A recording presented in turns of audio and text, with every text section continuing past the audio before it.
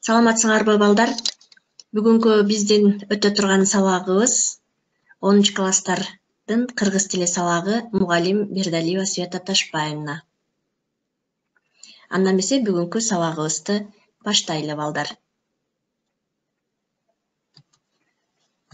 Сабактын темасы сингармонизм закону.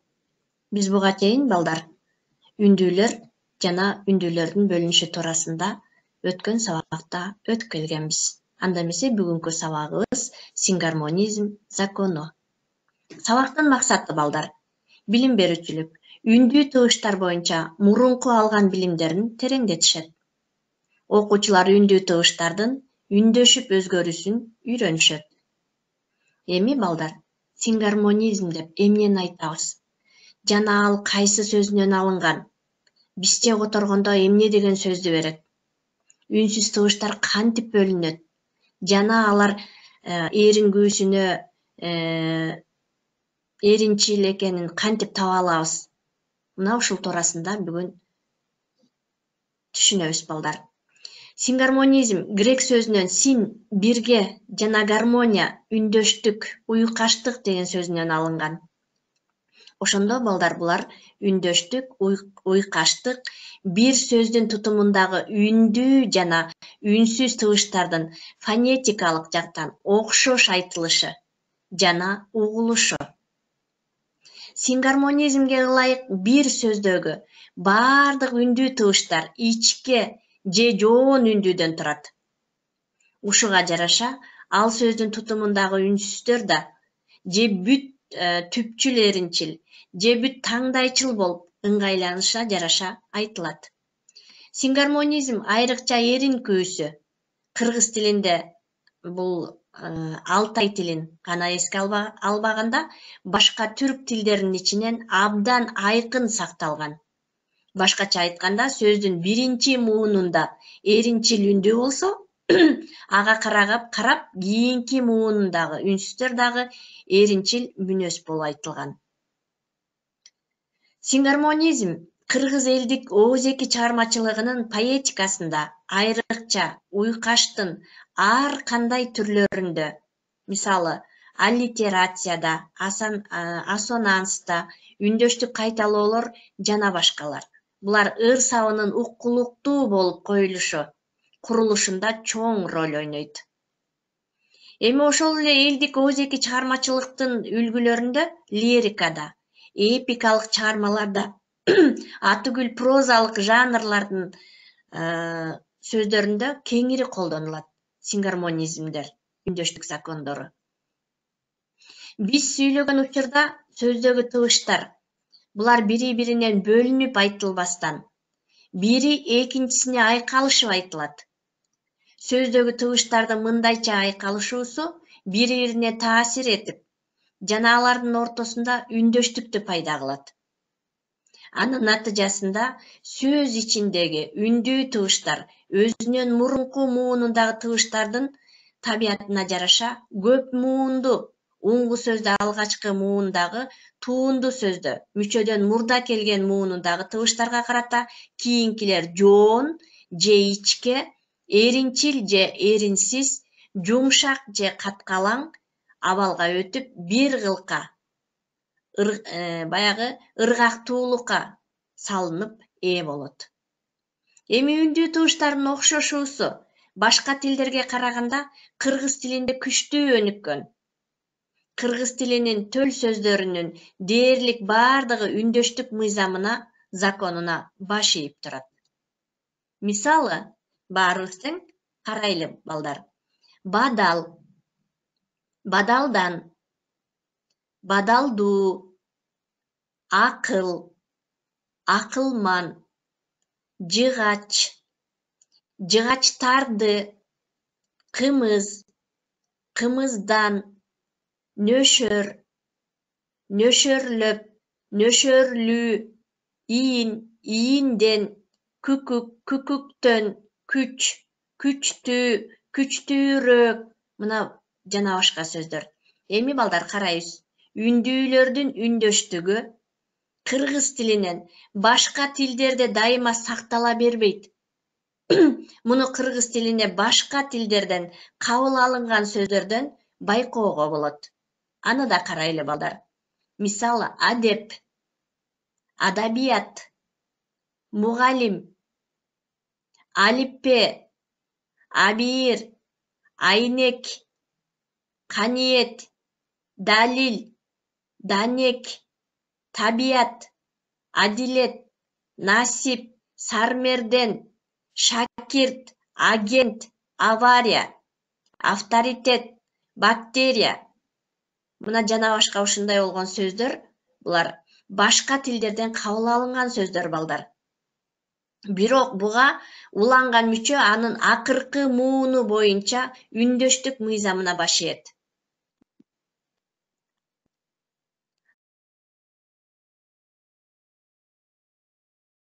Булардын баягы башка тилден мүчө анын акыркы мууну боюнча эмне кылат экен? Үндөштүк мыйзамына баш ийет экен.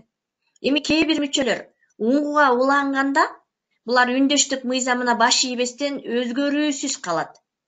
Мисалы, башка тилдерден кирген мүчөлөр: бей стан, бейбаш, бейкут, беймал, Өзбекстан, Түркменстан. Булар туруктуу мүчөлөр: кер, кор, кеч деген. Жоокер, кызматкер, сүткор, арабакеч. Эркелетүү же кичирейтүү маанисин билдирүүчү мүчөлөр: ке, бай, тай, абаке, атаке, акебай, жеңетай деген сөздөр. Эми үндөштүк мыйзамынын түрлөрү балдар. Булар бир сөз ичиндеги тыбыштардын үндөшүүсү көбүнчө үндүү тыбыштарга карата мүнөздүү болот. Кыргыз тилинде үндүүлөр боюнча үндөштүк мыйзамына ылайык экиге бөлүнөт.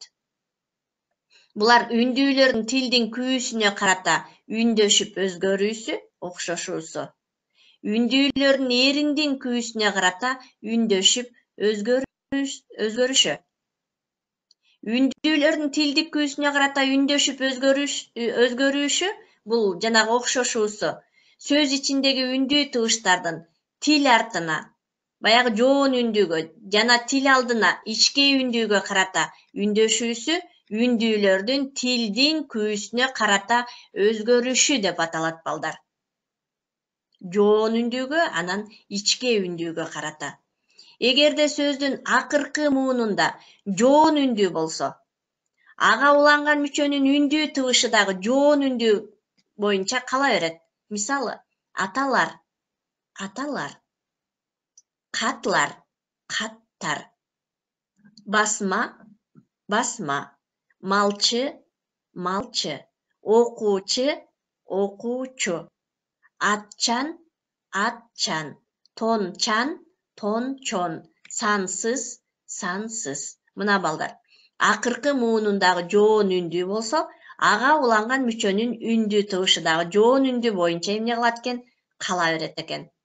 Эгерде сөздүн аяккы муунунда ичке үндүү болсо, ага уланган мүчөдөгү үндүү тыбыш дагы ичке үндүүгө өтүп өзгөрөт. Мисал үчүн, кемелар болбойт, кемелер болот, өзгөрүп кетти. Китеплар болбойт, китептер. Уйлар болбойт, үйлөр болбойт, үйлөр болот. Кийимчан эмес, кийимчен. Көйнөкчан, көйнөкчөн. Сүзма болбойт, сүзмө. Көңүлсүз, көңүлсүз. Сүтлүү, сүттүү. Мына бул жерде сөздүн аяккы муунунда ичке үндүү болуп атат. Ага уланган мүчөдөгү үндүү тыбыш дагы ичке үндүүгө өтүп, эмне кылып атат? Өзгөрүп кетип атат. Кыргыз тилинде үндүүлөрдүн тил күүсүнө карата үндөшүүсү өзүнчө бир ыраттуулукка ээ балдар. Аны төмөн жакта келтирилген таблицадан байкоого болот. Үндүүлөрдүн эрин күүсүнө карап үндөшүп өзгөрүүсү. Сөздүн аяккы муунундагы үндүүнүн эринчил же эринчил эмес болушуна карата ага уланган мүчөдөгү үндүү тыбыштардын да эринчил же эринчил эмес болуп ээрчишип өзгөрүп кетиши үндүүлөрдүн эрин күүсүнө карай үндөшүп өзгөрүүсү, окшошуусу дейбиз. Эгерде сөздүн акыркы муунундагы үндүү эринчил болсо, ага уланган мүчөлөрдөгү үндүүлөр дагы эринчил болуп өзгөрөт. Ойсыз, толық, көрді, жазуучу, колнун, колла, бөлүнган. Мына буларда эмне болуп атат? Аякы муундагы үндүүлөр эринчил же болбосо эринчил эмес болуп келди. Буга уланган мүчөдөгү үндүү тыбыштар эринчил эмес болуп ээрчишип өзгөрүп кетти. Үндүүлөрдүн эринкүүсүнө карай үндөшүп, өзгөрүп, окшошуп кетти. Ошондо биз акыркы муунундагы үндүү эринчил болсо, ага уланган мүчөлөрдөгү үндүүлөр дагы эринчил болуп эмне кылат экен балдар? Өзгөрөт экен. Ойсуз, толук, көрдө, жазуучу, колдун, колдо, бөлүнгөн. Ноктоло, ойнобо, көйнөкчөн, мөөнөтсүз, сүзгүч, күрөбө, үйлөр. Үйлөр деп биз эмне кыла албайбыз? Айта албайбыз балдар. Бул жерде эмне кылды? Өзгөрүп кетти. Эми кыргыз тилинде үндөшүү закону балдар экиге бөлүнөт. Толук үндөшүү, анан толук эмес үндөшүү болуп канча бөлүнөт экен? Экиге бөлүнөт экен. Эми карагыла балдар. Толук үндөшкөнү кандай болот экен? Ал эми толук үндөшпөгөнү кандай болот? Өмүрдүн. Бул жерде эмне кылып атат? Толук үндөшүп атат. Токойлуу, жакшылык. Бул сөздөр толук үндөштү. Ал эми толук эмес үндөшкөндө карайлы. Шылтоо, чайнек, шумкар. Бул жерде толук эмес эмне кылышты? Үндөштү. Эми карайбыз. Артикуляция. Латын сөзүнөн алынган, бизче которгондо бөлүп айтам деген сөз. Сөзгө катышуучу тыбыштарды органдардын өзгөрүп, ар кандай кыймыл аракетте келип айтылышы. Сүйлөө органдардын 3 түрдүү абалда берилиши. Мына булар артикуляция деп аталат. Эми толук сингармонизм, анан толук эмес сингармонизм деп сүйлөмдөрдү бөлүп алдык. Эми толук сингармонизм балдар. Кыргыз тилиндеги үндүү тыбыштар толугу менен тилге карай дагы үндөшөт. Ошонун натыйжасында сингармонизмдин толук формасы уюштурулат. Мисалы, алкыш. А менен ы. Эринге карай эринсиз, тилге карай жоон болуп атат. Мына ошондуктан биз эмне кылабыз? Үндүүлөргө карата бөлүп алабыз. Болбосо көрүүчүлөрдүн дегенде ö менен үй кетип атат. Эринге карай эриндүү, тилге карай ичке болуп. Толук сингармонизм ишке ашты. Эбегейсиз дегенде менен и. Мында дагы бардык тыбыштар эринге карай эринсиз, тилге карай ичке. Демек, толук сингармонизмде үндүүлөр тилге карай дагы, анан эринге карай дагы толугу менен үндөшөт экен. Эгерде тилге карай, эринге карай толугу менен үндөшсө, толук сингармонизм деп аталат балдар. Эми толук эмес сингармонизм. Толук эмес сингармонизмде сөздөрдөгү үндүү тыбыштар тилге карай үндөшөт дагы, эринге карай үндөшпөйт. Мисалы, ызалануу, ы, а, у. Тилге карай баары жоон, эринге карай ы, а эринсиз, у эринчил. Эми кусалык. А, ыны алабыз, уну. Тилге карай жоон, эринге карай а, ы эринсиз, у эринчил. Ойчулдар. О, у, а тилге карай. О, у, а жоон. Ал эми эринге карай о, у. Ал эми эринчил, а эринсиз. Демек, бул жерде толук эмес сингармонизм ишке ашты.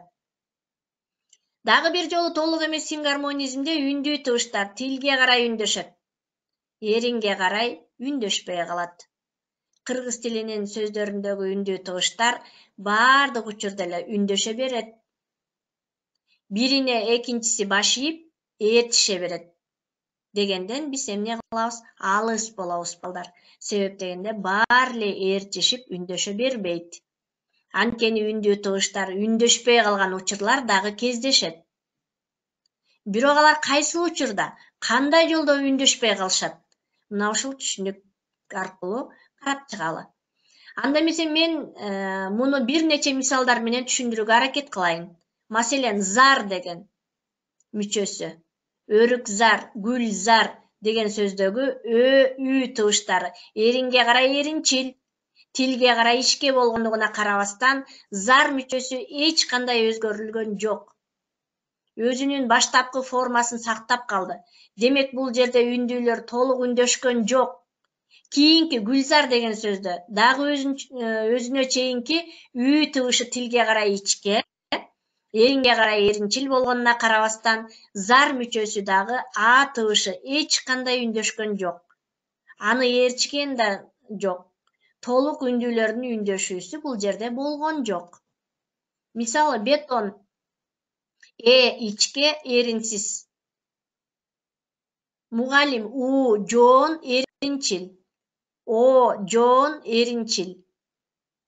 А жоон эринсиз. И ичке эринсиз. Демек бул жерде үндөшүү болгон жок. Мына ошол үндөшүүнүн бузулушун тил илиминде дисгармонизм деп аталат. Мындай сөздөр абдан арбын кездешет.